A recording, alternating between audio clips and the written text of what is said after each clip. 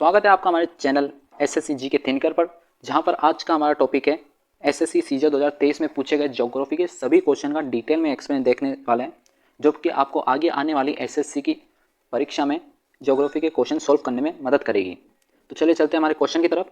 तो आज का हमारा पहला क्वेश्चन है कि भारत में निम्नलिखित में से किन राज्यों में अक्टूबर से दिसंबर के दौरान पूर्वोत्तर मानसून के कारण वर्षा होती है। तो इसके 4 ऑप्शन दिए गए हैं, जिसमें से इसका राइट आंसर है वो है ऑप्शन ए, तमिलनाडु, केरल व आंध्र प्रदेश में अक्टूबर से दिसंबर के दौरान वर्षाएं होती हैं। अच्छा, ये क्वेश्चन है हमारे भारत के जलवायु या भारत के क्लाइमेट से। तो पहला पॉइंट ये उठता है कि भारत में कौन सी जलवायु पाई जाती है या भारत का क्लाइमेट कैसा है। तो भारत का क्लाइमेट उष्णकटिबंधीय मानसूनी जलवायु है। ठीक है, इधर से एक पॉइंट क्लियर होगा। अच्छा, आगे चलते हैं हम हमारे टॉपिक मानसून की तरफ। तो ये हमारा भारत का मैप है। अच्छा, मानसून टॉपिक को समझने से पहले आप दो कंडीशन समझिए। पहला है कि जिस जगह पर टेम्परेचर हाई होता है उस जगह पर प्रेशर लो, तथा जिस जगह टेम्परेचर लो उस स्थान पर प्रेशर हाई। तथा अगला हमारा कंडीशन है कि जो विंड की दिशा है या जो हवा की दिशा है वो किस साइड होती है। तो वो होती है high pressure to low pressure. हवा हमेशा हाई प्रेशर से लो प्रेशर की तरफ चलती है। तो ठीक है, ये दो पॉइंट आपने समझ लिए। आगे चलते हैं हम हमारे टॉपिक मानसून की तरफ। ठीक है।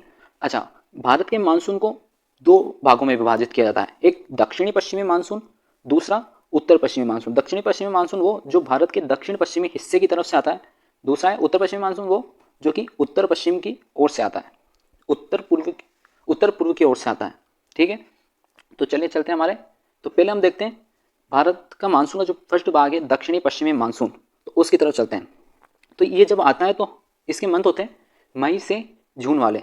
मई जून के महीने में ये आता है। अच्छा, मई जून के महीने में आपने देखा होगा हमारे गुजरात, राजस्थान, मध्य प्रदेश, छत्तीसगढ़, झारखंड, पश्चिम बंगाल, त्रिपुरा व मिजोरम से एक रेखा गुजरती है जिसका नाम है कर्क रेखा। ठीक है ना। अच्छा, इन्हीं मई व जून के महीने में इस कर्क रेखा पर सूर्य का प्रकाश एकदम लंबवत पड़ता है, जिससे कारण क्या होता है, इधर टेम्परेचर हाई तथा प्रेशर हो जाता है लो, और जो 0 डिग्री है इस इनके नीचे उधर हो जाता है प्रेशर हाई, क्योंकि उधर टेम्परेचर थोड़ा लो हो जाता है इसके मुताबिक। तो हवा किस साइड चलेगी, high pressure to low pressure. ठीक है, तो जब ये इधर प्रेशर लो हो जाता है तो विंड इस साइड चलने लग जाती है। तो जब ये विंड इस साइड आती है तो ये एक समुद्री विंड होती है जो कि महासागर के ऊपर से होकर के आती है, और एक अच्छी जलवाष्प की मात्रा भी ग्रहण करके आती है, जो कि भारत में पहुंचने के बाद इधर आकर वर्षा करती है। तो चलते हैं हमारे दक्षिण पश्चिमी मानसून की तरफ। ठीक है, तो जब ये हवाएं हमारे भारत की तरफ आती है तो ये दो भागों में बढ़ जाती है, ये दो शाखाओं में बढ़ती है।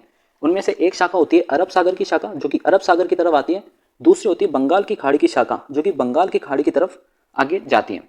तो पहले अरब सागर की शाखा को देख लेते हैं कि जब अरब सागर की शाखा आती है तो आपने केरल, कर्नाटक व महाराष्ट्र में देखा होगा पश्चिमी घाट। ठीक है ना, आपने इधर पश्चिमी घाट सुने होंगे कि एक पहाड़ होते हैं जो कि ये जो अरब सागर की मानसून आता है उसे आगे जाने से रोकते हैं, तथा ये इसी जगह इस पूरे अरब सागर की शाखा का मानसून इसी जगह, वर्षा इसी जगह होती है। ठीक है, इधर से मानसून आगे बढ़ने के बाद ये प्रवेश करता है इस जगह से महाराष्ट्र, छत्तीसगढ़ इनमें, तथा ये हवाएं इधर से सौराष्ट्र से भी भारत के अंदर प्रवेश करती है। पर जब ये सौराष्ट्र में प्रवेश करती है तो आगे जाने के बाद राजस्थान में एक पर्वत श्रेणी पड़ती है जिसका नाम है अरावली पर्वत श्रेणी। अच्छा, इस अरावली पर्वत श्रेणी पर है ना, ये दक्षिण पश्चिमी मानसून इतना बारिश नहीं कर पाता है। क्यों, कारण है इसका कि जो ये अरावली पर्वत श्रेणी है ये इस हवा की दिशा के समांतर होती है, जबकि आपने इधर जो एक केरल वाला हिस्सा है इधर देखा था कि जो पश्चिमी घाट था ये इसके अपोजिट था जो कि इसे आगे बढ़ने से रोक रहा था, और जबकि इधर जब अपन देखें तो ये अरावली पर्वत है वो इस हवा की विंड की दिशा के समांतर है, जिससे कि ये हवाएं इधर वर्षा करती है पर उतनी मात्रा में नहीं करती जितनी कि इस केरल के साइड होती है। तो ये इधर से थोड़ी वर्षा करके आगे चल जाती है हिमालय की तरफ, तथा इधर अच्छी मात्रा में वर्षा होती है, जिसके कारण आपने देखा होगा जो हिमालय की नदियाँ होती हैं जो कि 12 मासी होती हैं उनमें पहले से ही 12 महीने पानी रहता है तथा प्रवाह भी होती रहती है। पर जब ये दक्षिणी पश्चिमी मानसून इधर आके वर्षा करता है तो उन वर्षा के पानियों से नदी का जो बहाव है वो तेज हो जाता है तथा नदियों में बाढ़ जैसी स्थिति उत्पन्न हो जाती है। ठीक है, तो ये हो गया हमारा एक। अरब सागर की शाखा वाला पूरा हिस्सा। दूसरा चलते हैं, यही विंड आगे बढ़ के इधर बंगाल की खाड़ी की तरफ जाती है। ठीक है, तो आगे बढ़ते हैं कि जब ये विंड आगे बढ़ के बंगाल की खाड़ी की तरफ जाती है तो इधर ये टकराती है म्यांमार के पहाड़ से। ठीक है, म्यांमार के पहाड़ से और बंगाल से। तो ये बंगाल में टकराने के बाद आपने आगे देखा होगा इधर हिमालय है। ठीक है ना, इधर हिमालय के कुछ भाग और इधर से हिमालय आ रहे हैं जो कि इन्हें आगे बढ़ने से रोकते हैं। तो जब इधर आते हैं तो ये टकराते हैं मेघालय के पहाड़ से। अब मेघालय के पहाड़ में आपने देखा होगा कि 3 फेमस पहाड़ियाँ है, गोरा, खासी व जैंतिया। इन पहाड़ियों पर आने के बाद ये अच्छी वर्षा करते हैं, जिसके कारण ये विश्व का सबसे अधिक औसतन वर्षा वाला क्षेत्र है, जिसे कि आप मानस राम के नाम से जानते होंगे। ठीक है, ये विश्व का सबसे अधिक औसतन वर्षा वाला क्षेत्र है जो कि मेघालय के खासी पहाड़ी पर स्थित है। ठीक है, अच्छा चलते हैं आगे कि जब ये वायु इधर से आती है तो ये गंगा के मैदान की तरफ मुड़ जाती है। मेघालय में वर्षा करने के बाद ये गंगा के मैदान की तरफ मुड़ जाती है तो आगे निकलती है, और इधर से ये जो अरब सागर की शाखा आ रही होती है वो इधर हिमालय में वर्षा करने के बाद ये आगे मुड़ जाती है तथा ये गंगा के मैदान में जाके ये दोनों शाखाएं मिल जाती है। ठीक है, तो ये हो गया हमारा मानसून का दक्षिण पश्चिमी वाला हिस्सा या दक्षिणी पश्चिमी वाला पार्ट। ठीक है, ये रहा भारत में मानसून। दक्षिण पश्चिम मानसून आता है, वो आता है जून से सितंबर में। दूसरा है ये अरब सागर की शाखा, ये 2 पार्ट में आता है, एक अरब सागर की शाखा, दूसरा बंगाल की खाड़ी की शाखा। तीसरा आगे चलता है, जो भारत का मानसून है उसका अगला पार्ट है उत्तर पूर्वी मानसून। ठीक है, जो आता है अपने अक्टूबर से दिसंबर के टाइम। ये कब आता है? जब अपने इधर सर्दियाँ चालू होने वाली होती हैं। तो जब आपने देखा हो कि पहले जून से मई के महीने में 0 डिग्री ये कर्क रेखा पर सूर्य का प्रकाश लंबवत पड़ रहा था, पर जैसे ये अक्टूबर के महीने आते हैं तो ये सूर्य था वो नीचे चल जाएगा और ये मकर रेखा पर लंबवत प्रकाश पड़ने लग जाएगा, जिससे होगा ये कि इंडिया में प्रेशर हाई और जो नीचे भूमध्य रेखा है उधर प्रेशर हो जाएगा लो।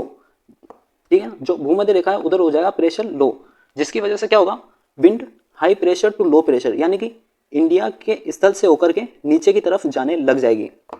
तो इससे होगा क्या कि इधर की जो वायु है वो नीचे जाने लग जाएगी। ठीक है ना। अच्छा, ये जो है ये है उत्तर पूर्वी मानसून। अच्छा, इस मानसून की खासियत ये है कि ये इन्हीं राज्य हैं केरल, तेलंगाना, केरल, तमिलनाडु व आंध्र प्रदेश के कुछ राज्यों में ही ये वर्षा कर पाता है, जबकि बाकी सब इंडिया के राज्य हैं उनमें ये इतनी वर्षा नहीं कर पाता है। तो इनका कारण है क्योंकि जब ये विंड ऊपर की तरफ से आती है, उत्तर भारत की तरफ से आती है, तो ये एक स्थल से होकर के आने वाली हवाएं होती हैं जिन्हें की नमी या जलवाष्प की मात्रा प्राप्त नहीं हो पाती है, जिससे कारण ये यहाँ पर वर्षा नहीं कर पाती है। पर जब ये विंड यहाँ से होकर के आती है तो ये बंगाल की खाड़ी में घुसती है। बंगाल की खाड़ी से गुजरने पर इन्हें एक आवश्यक जल वाष्प की मात्रा प्राप्त हो जाती है, जिससे कि ये आगे बढ़ करके तमिलनाडु व आंध्र प्रदेश के कुछ भाग में वर्षा करती है, और इसी कारण से अक्टूबर से दिसंबर के महीने के दौरान इन राज्यों में वर्षा देखने को मिलती है। ठीक है, तो ये हो गया हमारा भारत का मानसून वाला टॉपिक। आगे चलते हैं हम हमारे अगले क्वेश्चन की तरफ। अगला हमारा क्वेश्चन है सरदार सरोवर परियोजना में शामिल राज्यों के समूह की पहचान करें। तो इसके 4 ऑप्शन दिए गए हैं, इसमें से राइट आंसर है इसका सी, राजस्थान, गुजरात, मध्य प्रदेश व महाराष्ट्र सरदार सरोवर परियोजना में शामिल समूह हैं। ठीक है, अच्छा ये है क्या? सरदार सरोवर एक बांध परियोजना है जो कि ये रहा हमारा भारत का मैप, इसमें 4 राज्य आपको दिख रहे होंगे। अच्छा, ये सरदार सरोवर बांध किस नदी पर बना हुआ? तो मध्य प्रदेश में एक पहाड़ी स्थित है जिसे कहते हैं मैकाल पहाड़ी। मैकाल पहाड़ी पर एक क्षेत्र है जिसका नाम है अमरकंटक। अमरकंटक से एक नदी निकलती है जिसे अपन बोलते हैं नर्मदा नदी। इस नर्मदा नदी पर गुजरात में एक बांध स्थित है जिसका नाम है सरदार सरोवर बांध, और इस बांध से भारत के 4 राज्य राजस्थान, गुजरात, मध्य प्रदेश व महाराष्ट्र को जल और बिजली की आपूर्ति की जाती है। ठीक है, तथा ये गुजरात में नवगांव के पास में स्थित है। तो चलते हैं आगे। यह गुजरात में नर्मदा नदी पर स्थित है तथा नवगांव के पास में। आगे बढ़ते हैं अपन अगले क्वेश्चन की तरफ। अगला क्वेश्चन है सिस्मोग्राफ का उपयोग किसको मापने के लिए किया जाता है? ऑप्शन है ताप, दाब, भूकंप या आवृत्ति। तो इसका राइट ऑप्शन है सी, भूकंप। ठीक है। अच्छा, भूकंप नापने के यंत्र को सिस्मोग्राफ कहते हैं, और भूकंप के अध्ययन को क्या कहते हैं? तो भूकंप के अध्ययन को कहते हैं सिस्मोलॉजी। ये बात आपको याद रखनी है, ये आपको इंग्लिश में वन वर्ड सब्स्टिट्यूशन में भी पूछ सकते हैं कि भूकंप के अध्ययन को क्या कहा जाता है। ठीक है, आगे बढ़ते हैं।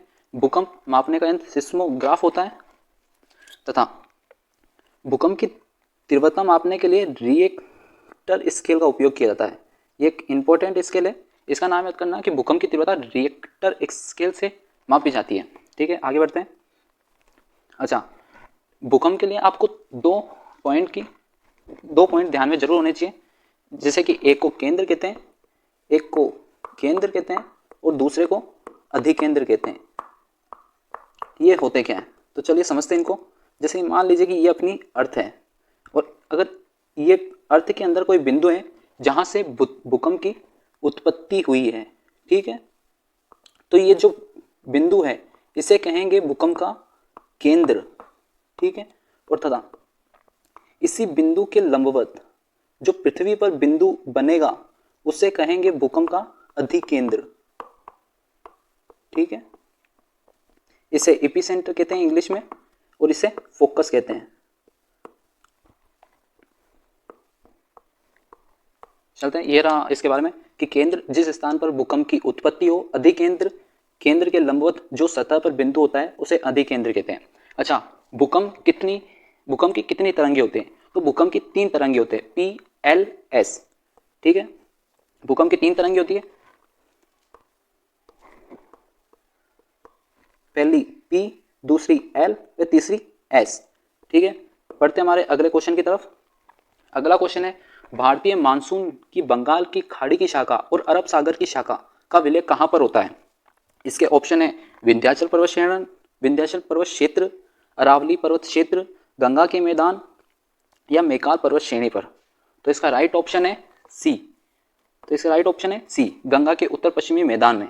तो आपने देखा ही था पहले जब हम मानसून वाला टॉपिक पढ़े थे कि इधर से अरब सागर की शाखा आती है और वो इस साइड मुड़ती है, इधर से बंगाल की शाखा आती है और वो इस साइड मुड़ती है, और फिर वो जाके इस जगह मिल जाते हैं गंगा के मैदान में। ठीक है, बढ़ते हम अगले क्वेश्चन की तरफ। अगला क्वेश्चन है, भारत की सबसे बड़ी मीठे पानी की झील कौन सी है? ऑप्शन है वूलर झील, सांबर झील, लोकटक झील या लोनार झील। तो इसका राइट ऑप्शन है वूलर झील। ठीक है, इसका राइट ऑप्शन है वूलर झील। ये जम्मू कश्मीर में स्थित है तथा बांदीपुरा जिले में है।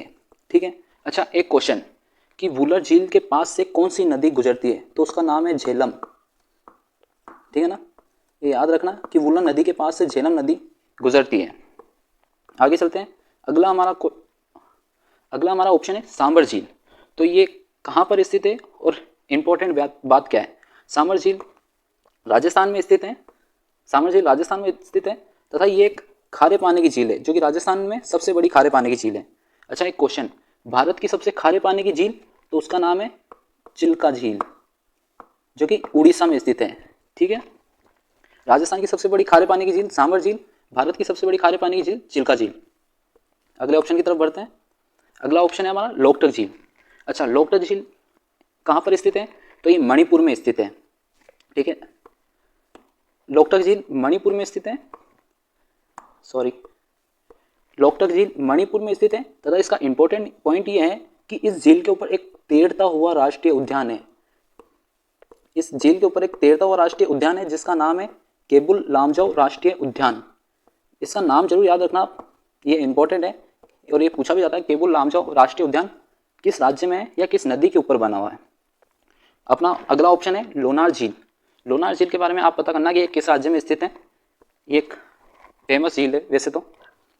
आगे चलते हैं हम अगले क्वेश्चन की तरफ।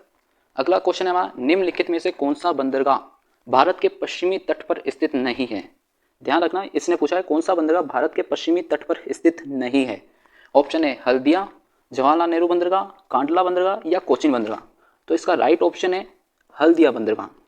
ठीक है, अच्छा, हमारे भारत में टोटल कितने बंदरगाह हैं? हमारे भारत में टोटल कितने प्रमुख बंदरगाह हैं? तो वो 13 बंदरगाह हैं। अब इन्हें हम 13 में नहीं पढ़ेंगे, इन्हें अपन तोड़ेंगे 12+1 में। अच्छा, 12+1 में क्यों तोड़ेंगे? कारण है क्योंकि जो 12 है वो है सरकारी स्वामित्व वाले और जो 1 है वो है निजी स्वामित्व वाला। चलिए देखते हैं अपन आगे इसकी तरफ